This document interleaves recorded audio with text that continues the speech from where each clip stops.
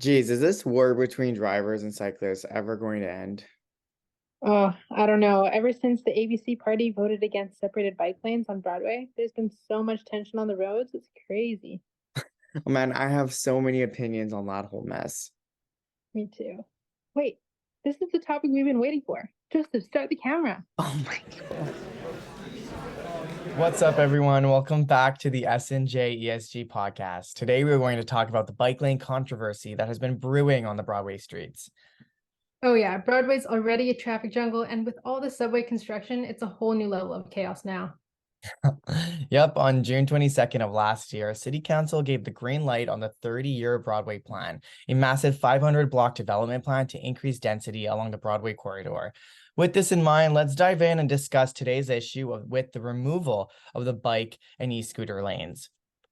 All right, well, first of all, cyclists are definitely not happy about the decision to exclude dedicated bike lanes on Broadway. I mean, they say those lanes could have been a game changer for bike safety, accessibility, and increased active transportation. I've also heard that well-designed bike infrastructure has actually boosted business in some areas. Oh, I didn't know that. Pretty interesting. Yeah, so if the goal of this Broadway corridor is to promote a more pedestrian-friendly environment, why would you prioritize cars? Well, City Council definitely took a few things into consideration when making this decision. Less traffic, for example, is a big pro here. More bike lanes would only cause more congestion, especially during rush hours. Plus, there are already established bike routes along 10th and 7th Avenue, which are parallel to Broadway. You have a point there.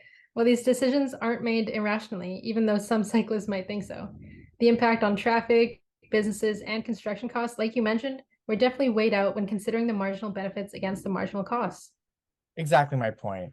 We can also look at the opportunity cost of this decision. Based on results from the survey the Vancouver City Council conducted, 60% of Vancouverites wanted Broadway to be improved for pedestrians. By deciding not to include separated bike lanes on Broadway, this extra space on the road can be used to widen sidewalks and outdoor spaces for businesses, which has more benefits to the city over dedicating this space towards cycling infrastructure.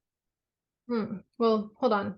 Can't you say from the opposing side that we can look at this from a supply and demand type of view? Well, in what way? Well, you argue that there's potentially less demand for the lanes since there's existing alternatives for cyclists, like on 7th and 10th. But I could also see there being more demand for the Broadway lanes specifically, since they provide better accessibility and safety than what already exists. You make a very good point. It's definitely a tough trade-off for sure. Right. I mean, there's so many reasons for and against it. I'm just curious to see if the final product will be able to provide all these expected benefits. I honestly wouldn't be surprised if it backfired and cyclists continued to bike along Broadway anyway. Oh yeah, they will definitely bike wherever they want to, no matter if it's safe or not.